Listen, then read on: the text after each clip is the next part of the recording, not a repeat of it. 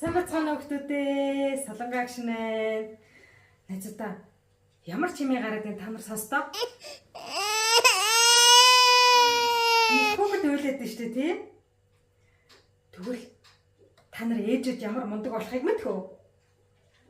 Ийм жоохон яраа хүүхдийнхаа уйлах дууг сонсохдоо памперсантаа шийдсэн юм бэ. Өсөөд уйлаад байгаа юм бэ. Өвдөөд уйлаад байгаа юм бэ гэдгийг шууд уйлах дууг нь сонсоод мэддэг гэж боддоо. Үнэхээр мундаг байгааз.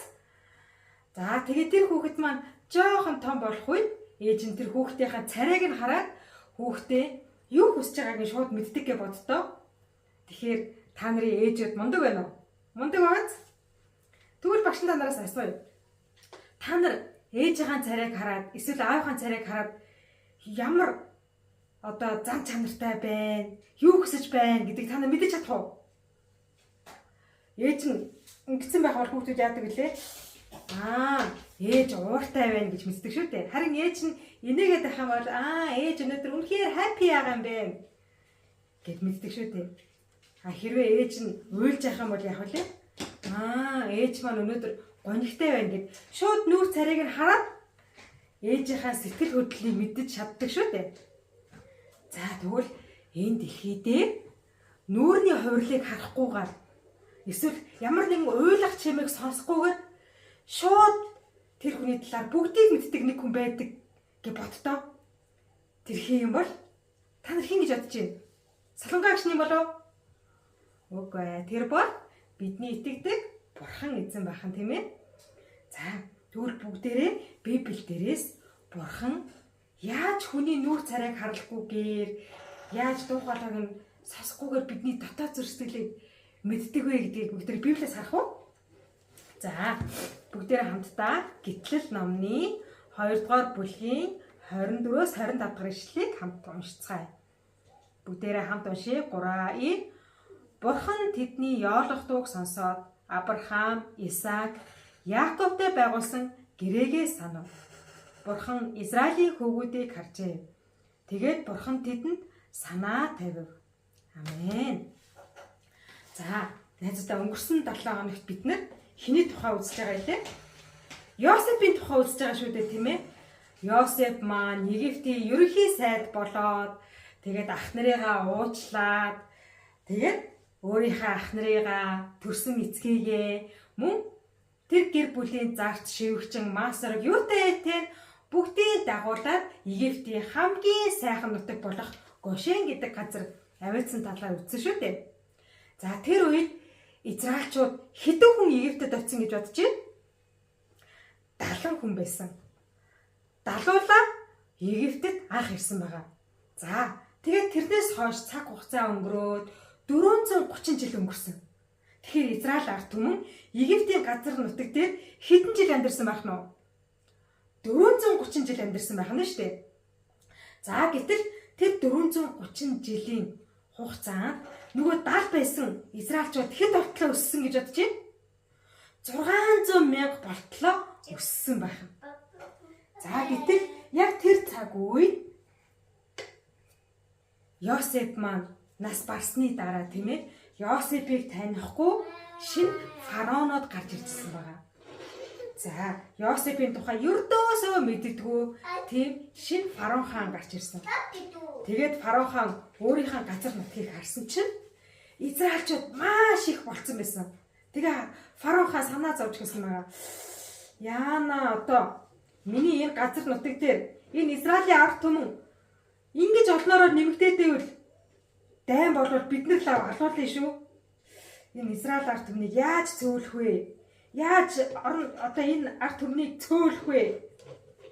За яавал дээрөө гэж бодож ирсэн нөө нэг санаа болсон байгаа. Мэргэ санаа. Ерөөсөө Израиль эмэгтэй хүүхэд гаргах юм бол эмэгтэй хүүхдийн амьд үлдээгээд эрэгтэй хүүхдийн нийл мөрөнд амьдаар нь шидчих.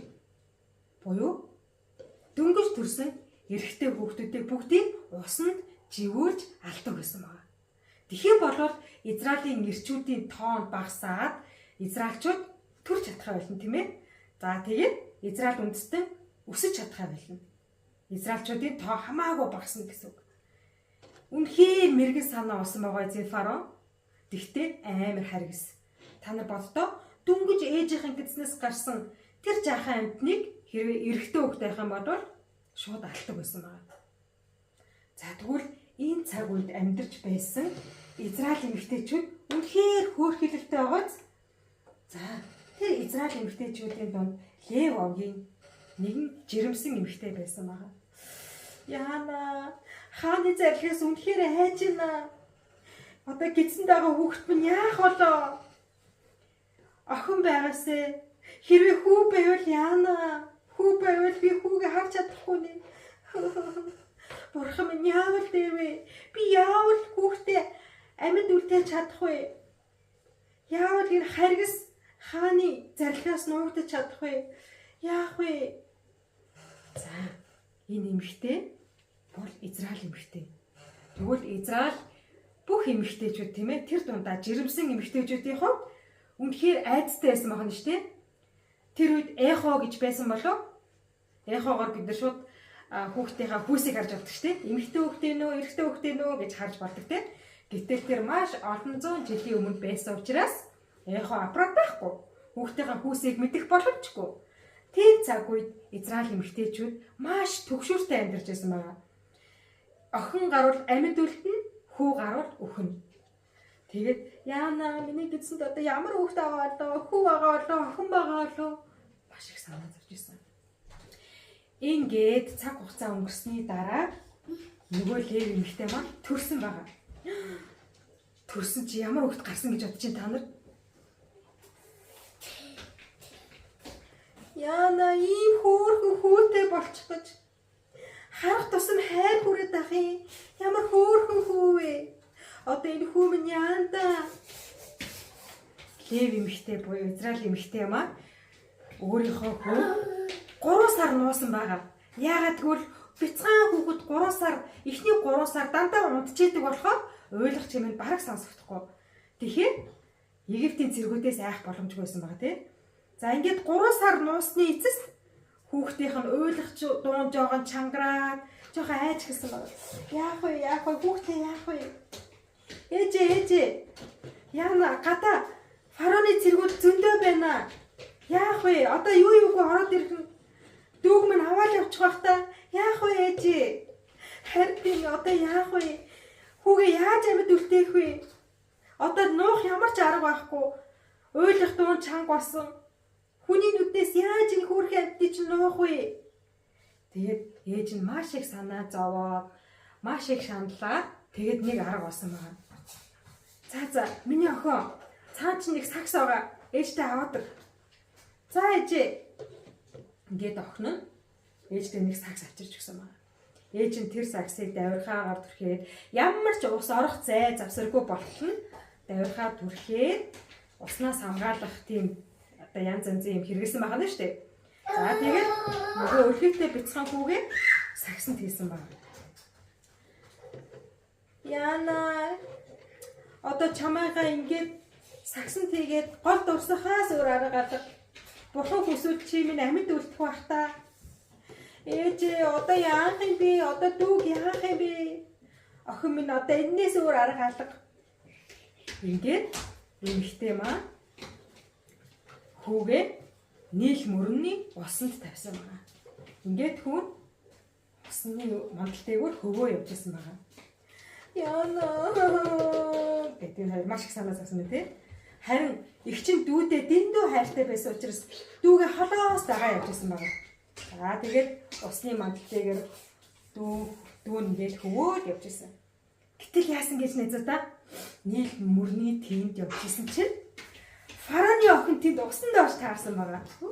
Ямар сайхан байна. Өнөөдөр чи цагаагаар ямар сайхан байна гэж усан доороо дээжсэн чинь тэр голын тэндээс нэг сакстай юм хүү явж байна. Хүү тэр юу юм болоо? Тэгээ ойртоод очиж харсан чинь саксан дотор бяцхан хүү байсан байгаа. Хүү чинь ямар хөөрхөн хүү вэ? Ямар игдүүтэй юм бэ? Хүү тэр хайрс марсанад ямар хөөрхөн юм бэ? Энэ тав Израиль хүний хүүхэд байхад дэндүү өрөвдөлтэй юм аа.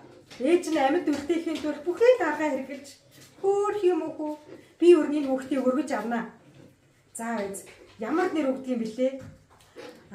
Би энэ хүүг уснаас гаргаж авсан юм чинь Мосе гэдэг нэр өгье. Найзуудаа тэгвэл Мосе гэдэг нэр ямар утгатай нэр ах нь? Уснаас гаргаж авсан гэдэг утгатай нэр ах нь шүү дээ. За ингээд Египтийн гүнж маань Мосег өөрийнхөө хүүхэд болгож өргөж авсан байна. За үз. Энэ ялханд чи одоо уйлахаар юу гэх юм бэлээ? Би ч одоо хүүхэд төрүүлээг болохоор миний хүүхэнд сүү ороогүй. Энэ хүүхэд одоо өсөж байгаа хта яад юм бэлээ? Яг энэ үе холоос дүүгээ дагаж явж исэн Мириам. Тэгээд гүнжтэй минь би танд туслах уу? За чи юм бэлээ? Би Израиль охин байна. Гүнжтэй минь энэ ялх хүүхдийг хөхөр холдох нэг таньдаг хүн надад байгаа. Хэрвээ та хүсэх юм бол тэр хүнээр хүүхдээ хөхөж болно шүү дээ. Наа чи өстө сайхан арга байна. За чи тэгвэл даруухан яваад энэ хүүхдийг хөхөр холдох хүнийг даруухан ороод ир. За мэдлээ гүнжтэй. Мириам маш их баярлаад гэрлүүгээ явсан байгаа. Ээж. Сайхан мэдээтэй. Юуныхан сайхан мэдээ ах вэ? Одоо мод дүүчний яаж байгаа одоо нэг газар чивэд өгчихсэн байгаа хөө. Үгүй ээж гоё мэдээтэй. Түмэн фараоны гүнжийн гарт орсон. Гүнж бүгд маань өөрийнхөө хүүхд болоход өргөөд авчихсан. Тийм үү? За ашгүй ямар ч хэсэг хүмүүс амьд үлдсэн юм бэ? Ээж түүгээрч барахгүй. Би таныг хөхөөл ээж нь болохоор гүнжтэнд хэлсэн байгаа. Та одоо гэс очоо.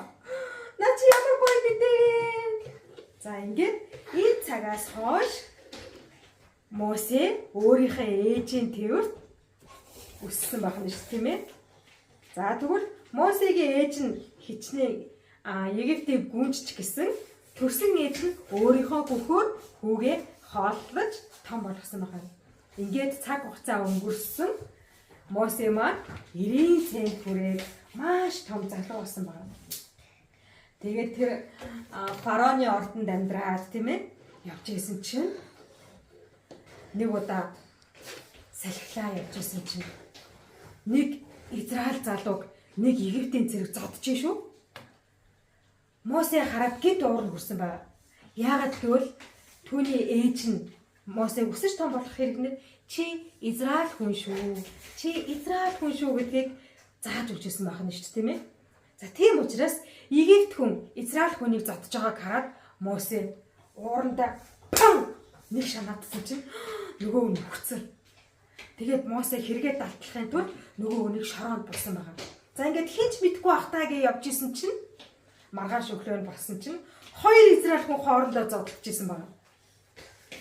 Тэгсэн чинь Мосе ах トゥ удраа та нар ингэж маргалтаас зодтолж болохгүй штэ гэсэн чинь тэр Израиль нь юу гэсэн гэж одоо тэгээ чи намайг бас алах уу? Тэгэнгүүт Мосе маш их айсан байгаа. Миний хэргийг хүн болгон мэддэг болчихж энэ хэрэг задарчээ гэд айгаад хамаг хурдаараа цутаасан байна. Тэгээд Мидианы цөлд очисон байна.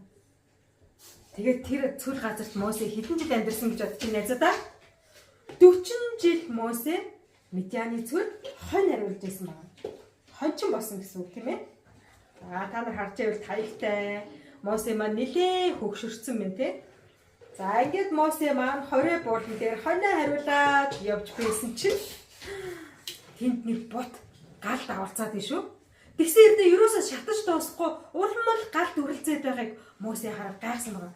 За энэ бот чи ямар сони яагаад шатаж дуусахгүй байгаа болоо? Гээл гайхаад ойртоод очиж исэн чи гинт тэр ботнаас нэг дуурсан.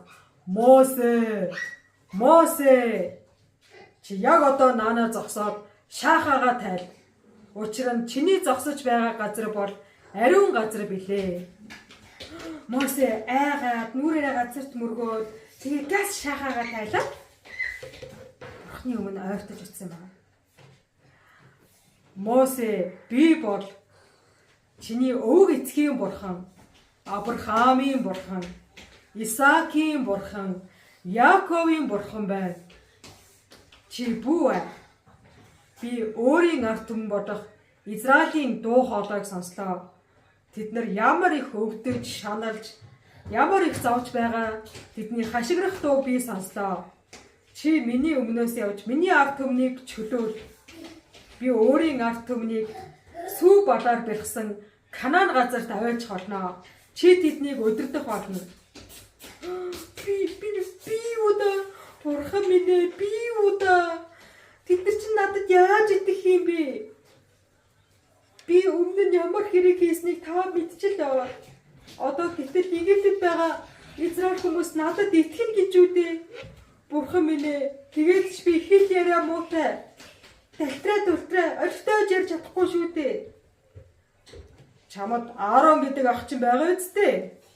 Би чамайг Ааронтай хамт Израилийн ард түмнийг чөлөөлүүлэхээр Египт рүү чамайг илгээх болно. Бурхан минь, би чадна гэж юу? Бурхан минь, тэгвэл би Израиль ард түмэнд таныг хийн гэж танилцуулах вэ? Би байдаг. Өөрөөрөө оршдог бурхан гэж чи тэдэнд намайг танилцуул. Ингээд Мосе маань бурхны дуудлагыг аваад өөрийн ах Ааронтай хамт хаашаа явсан байна уу? Египт рүү яваад Израиль ард түмнийг чөлөөлөхөөр явсан байна. Тэгвэл найзуудаа багш нь асууя. Бурхан Израиль ард түмнийг хэн гэж хэлсэн бэ? Миний ард түмэн гэж хэлсэн тийм ээ.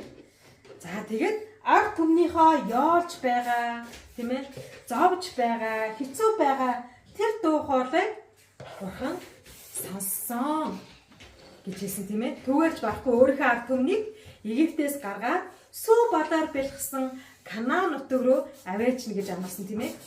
Тэгвэл өнөөдөр тэр Бурхан намайг өөрийнхөө ард түмэн гэж боддог болов? Бодно тийм ээ. Есүс Христэд итгэсэн хүн болгон Бурханы ард түмэн байх нь. Тэгвэл Бурхан өөрийнхөө ард түмний дуу хоолойг сонсдог байх нь шүү дээ. Тэгэхээр Бурхан бидний залбирлыг сонсдог байх нь. Тэгээ бас бидний ингээд харж яадаг байх нь. Бас бидний зүрх сэтгэл ямар байгааг Бурхан мэддэг байх нь. Тэгэхээр өнөөдөр бид нэр Бурханы ямар зан чанарыг сурсан бэ? Бурхан бол сонсдог Бурхан. Бурхан бол хардаг Бурхан.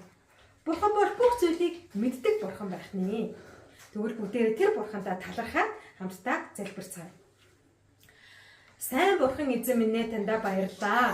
Өнөөдөр Йосефийн түүхээр дамжуулаад цаашлаад түүний үргэлжлэл болох Мосегаар дамжуулаад бидэнд өөрийнхөө ард түмэнд та хичнээн их анхаарал тавьдаг, өөрийнхөө ард түмний дуу хоолойг сонсдог, залбирлыг сонсдог, бас хардаг, мэддэг Бурхан гэдгээ өнөөдөр биднэрт зааж өгсөнд баярлалаа. Бурхан минь ээ, өнөөдөр ч гэсэн та биднийг өөрийнхөө ард түмэн гэж дуудаж, биднийг хайрлаж, хамгаалж, үргэлж бидэнтэй хамт байдагт баярлалаа. Есүсийн нэрээр залбирлаа. Амен. Найзуудаа, тэгвэл бүгдээрээ эх 7 хоногийн турш миний залбирлыг сонсдог Бурханд, бас намайг хардаг Бурханд, бас миний тухай бүгдийг мэддэг тэр Бурхантай талархсан 7 хоногийг өнгөрөөцгөөе. Бүгдээрээ эх 7 хоног дуудацгаая. Түр баяртай.